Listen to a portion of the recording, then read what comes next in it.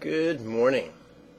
Welcome to Lesson 1, Part 18. And we're really picking up speed now.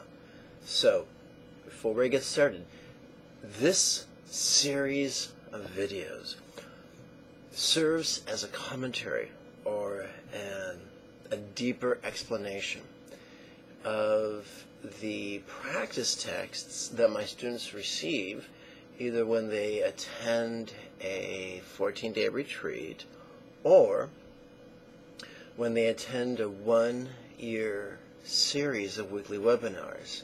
For instance, there's the Monday series, the Tuesday series, the Wednesday series. You get the idea. Every 2 months another series begins, and it lasts about a year.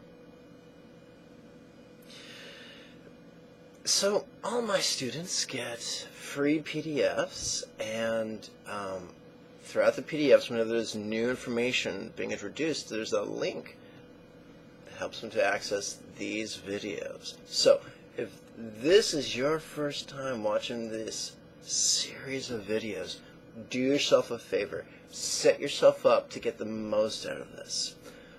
If you're on the YouTube page that's dedicated to this video, beneath the video you'll see 2 links. One of them will take you to the page that you go to download the latest version of the free PDF first quarter lesson texts. If you don't have the latest version of the free PDF first quarter lesson text in front of you right now, pause the video, use the link, and get the latest version. Are you back? Very well.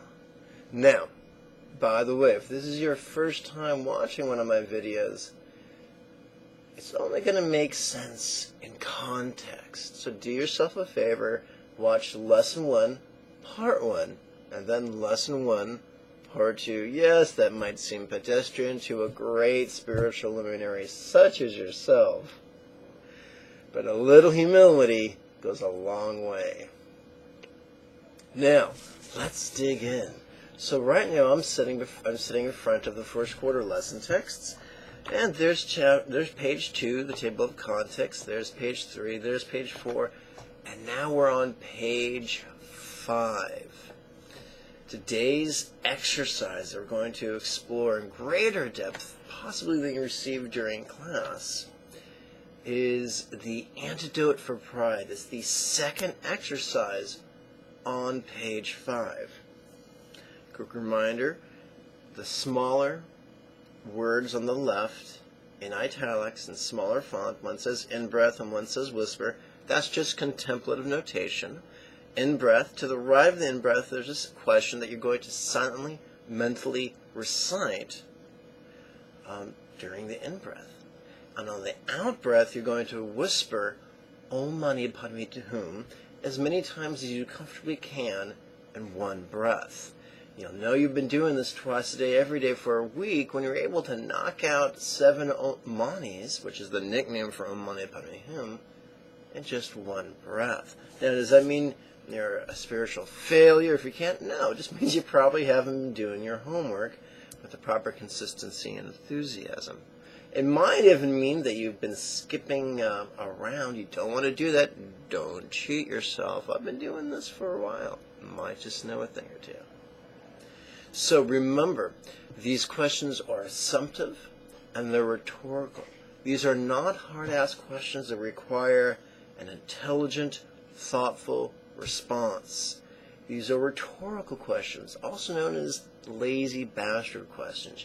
You just ask the question silently, mentally, feeding the question to your mind.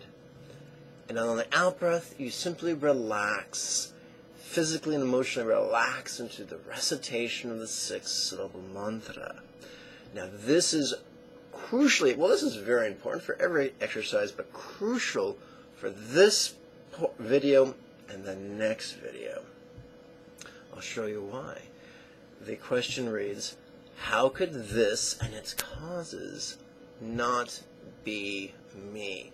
Now, I hope you're smarter than me. When I first started out on this path in this life, this has been my 9th lifetime on the path, I was an idiot. I made horrible mistakes. I made the mistake of thinking I was the smartest person in the room. I made the mistake of thinking that it couldn't be easy, it had to be tough, and I had to have a complete, perfect understanding of every conceivable doctrine. I wasted a lot of time and a lot of energy.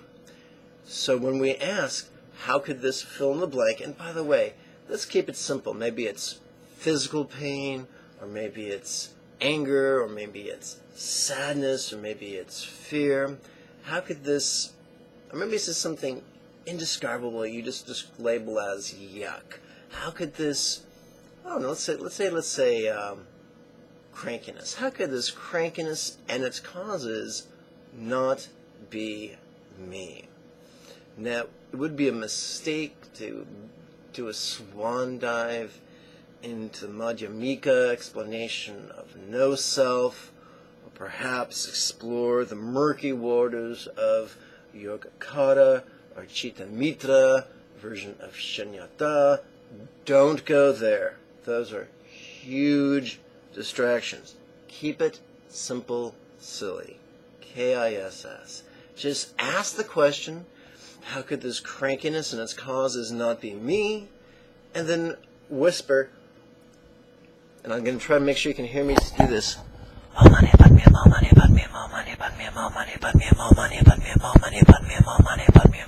Now, typically when I'm leading class, I don't whisper. People can hear it and it sounds creepy. So I just recite it conversationally. Once again, how could this crankiness and its causes not be me?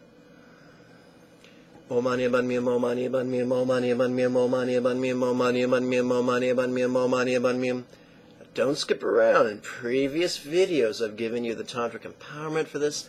I've explained the significance of the mantra. I've given you pronunciation drills. So please, please, please do not shoot yourself in the foot. So what's up with this question? How could this crankiness not be me? Who in their right mind would think they were their crankiness? And the answer is, each of us, at one time or another, has been that bonehead. How many times have you ever caught yourself saying, rather than saying, I feel angry right now? How often have you caught yourself saying, I am angry? Now, that might seem like picayune. That might sound like grasping at little teeny particles, but it's not. It's huge. To quote the hypnotherapists, our subconscious mind is always listening.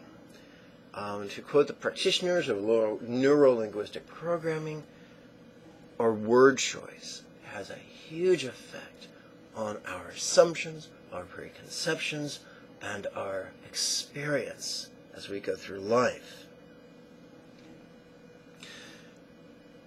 It's no mystery that the wisdom that Buddha offers us is the wisdom of letting go. Not the wisdom of suppression, not the wisdom of lying to ourselves or others, not the wisdom of shoving away, the wisdom of gently, therapeutically, beautifully, and even blissfully letting go in the most wonderful way.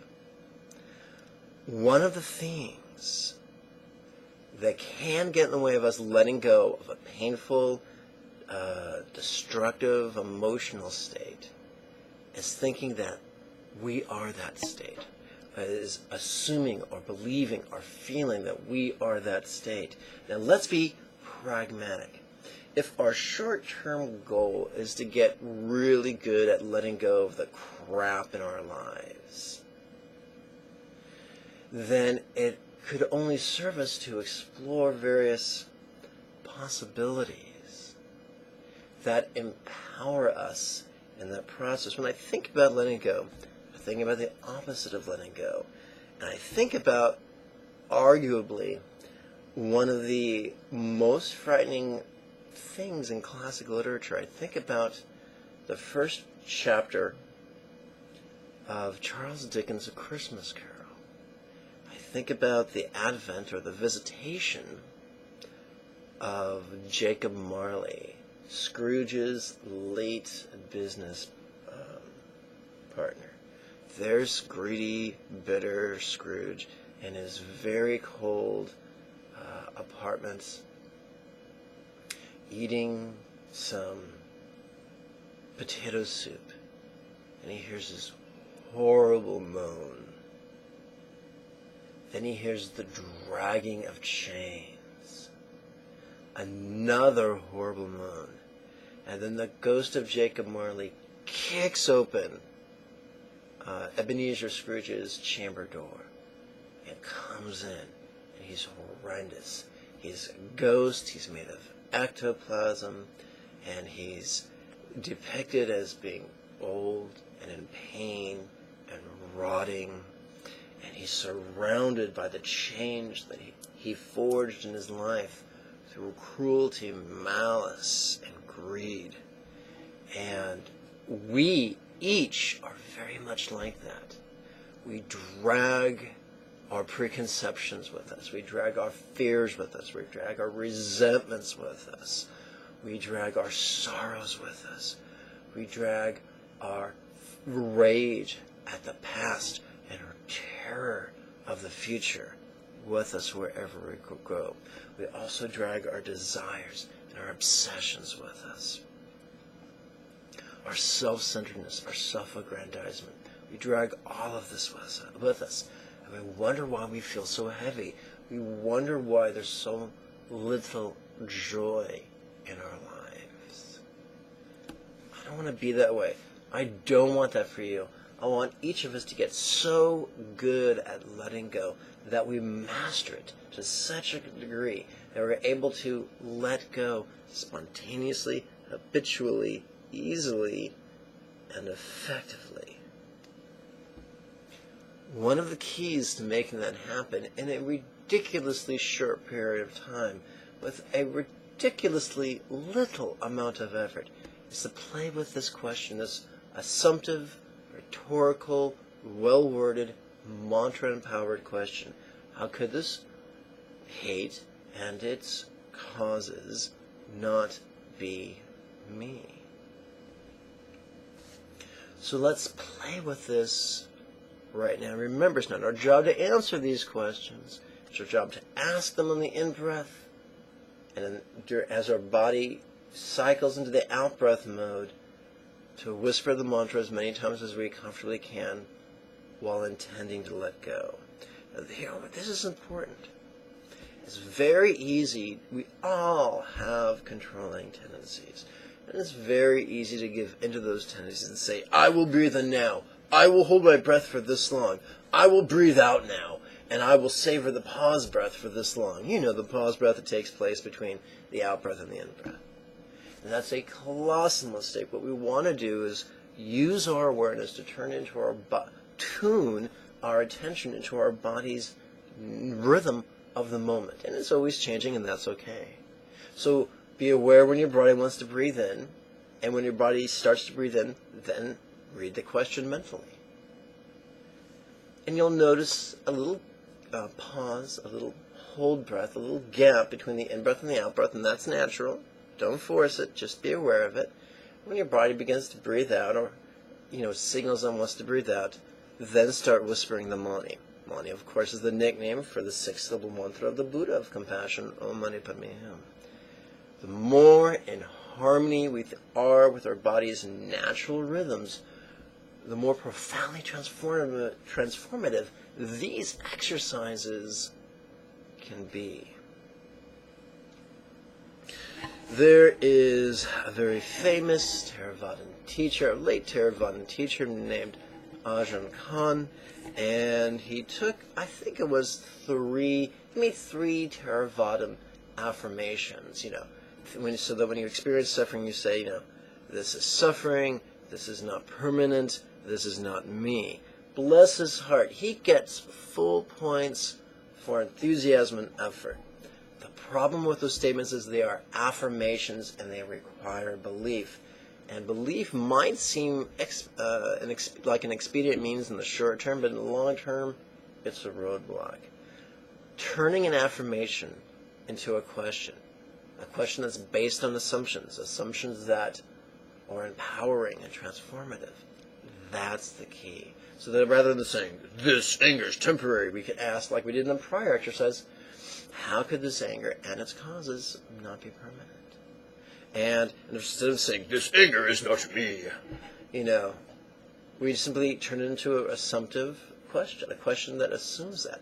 How could this anger, this resentment, this crankiness, how could this aversion and its causes not be me? Let's play with this right now. Let's do it for one breath, one more breath. How could this crankiness and its causes not be me? And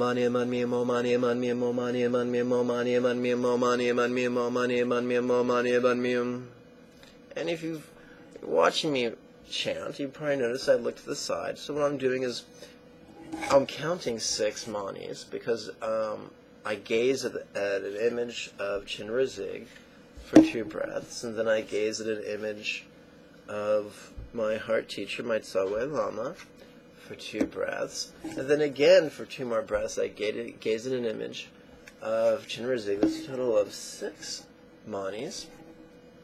And then for the last mani, I just close my eyes and let go of everything. So, once you are comfortable with the mani, once you've memorized it, after a week or 2 of practice, then by all means, that's a wonderful tool. And yes, these images are available for free download on the same page. You get the PDF, just follow the link. It's no problem. But if you haven't memorized it, give yourself a break. Just read the mani until it's second nature. If you read the mani, for 9 minutes every morning and 9 minutes every evening for 6 consecutive days, that's pretty much all it takes typically. So don't put too much pressure on yourself. This stuff is easy. Just give it a chance. So let me take a gander at the software real quick. Okay. I want to thank you for your time and your kind attention. I want to remind you to click the, where is it? Here it is. I want to remind you to click the like button. That'll reveal 3 more social networking buttons, and to click those as well so you can share this video with your friends, your acquaintances, or anybody who happens upon your Twitter page or your Google Plus page or your Facebook page. You don't have to be a high bodhisattva, a fully accomplished teacher, to change the world. Just share videos that help you directly or indirectly. You can influence the world around you, which is beautiful. And of course, the second link below this video can hook you up with the registration page. Registration for what, you asked? I'll tell you. Thursday, the 6th of September, 2012, is the first class in the series of weekly webinars. I'll see you there.